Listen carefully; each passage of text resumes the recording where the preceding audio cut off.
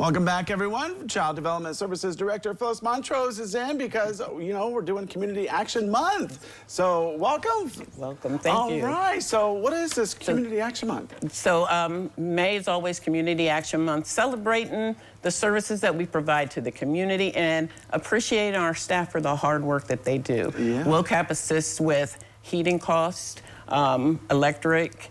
During COVID, we also assist with water and cable, but that's not a service we're doing at this time. Mm-hmm. We have a lead abatement program, so that, you know, if you suspect lead in your home, we can assist with the abating that lead out of your house. Yeah. So there's a lot of things that WOCAP's assisting families with. We assist homeless families as well, help them secure housing, you know, when the funds are available to do that as well. Yeah, it's a very important service in the community. So well done on that one. But let's real quick talk about Head Start, because that's 60th anniversary, 60 years of service. 60 years. When Head Start first started in '65, it was an 8-week summer program, just an opportunity to give children from low-income communities an opportunity to work with their peers, develop some social skills, start with some of those early education skills, numbers, counting, math,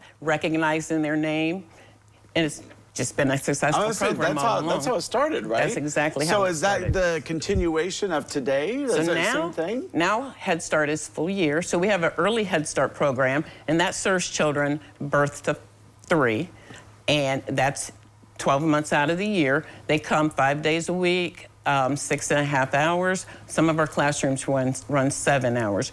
And we actually partner with some of the child care centers in the area so that they're also providing some Head Start services in their child care centers. Wow. Now, our Head Start program is a 9-month program, and that's for the children that are 3 to 5 years old.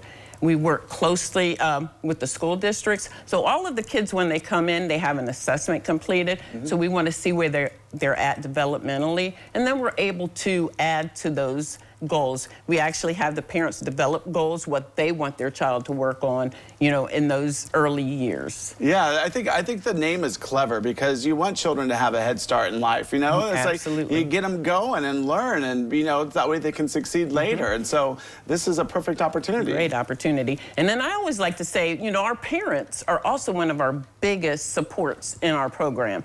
We have a policy council, so every classroom that we have is represented by a parent. We meet monthly. The parents develop the goals for the agency, for the program. Okay. They approve all of our grant opportunities. They approve our classroom setups. They're just a big support to us. Well, that's amazing because you want parents to be involved in their child's life, obviously, and their education, because teachers can't do it on their own. Absolutely. You know? Yes, they're able to tell us what's working and what's not working. Yeah. So they're a good asset for our agency. That's so important, especially in the community, because, you know, like as I said, you know, the parents are you know, you want them to be part of the kid's life. They can't just, you know, throw them into a school and say, well, I don't know what's happening, but they're learning something. Right, absolutely. Yeah. So to enroll, we actually got our application online now. You can do the whole application. You don't even have to come into the office. If you want to come in, we do have an enrollment specialist that will sit with you and assist you with that application. Mm-hmm. You're able to upload the information. We are an income-based program, so we do need to have your most current 12 months of income. Okay. So that we're able to see that you qualify for the service. We are able to take 10% over income, so we, of course, fill our income-eligible classrooms first, and then we move on to the over-income families. Yeah. Now, have you been seeing a lot of success in the past few years? I mean, obviously, it's been around for 60 years, Absolutely. We do use a creative curriculum in our classroom, and we're actually going to move that curriculum to a new one in the fall called Frog Street. And the curriculum is assessing the children where they're at. So we're able to see where they're at, what goals they need to work on, what developmental domains need to help move them to the next level. We assess them 4 times a year fall, winter, spring, so that we can see where, where the growth is and where any concerns are.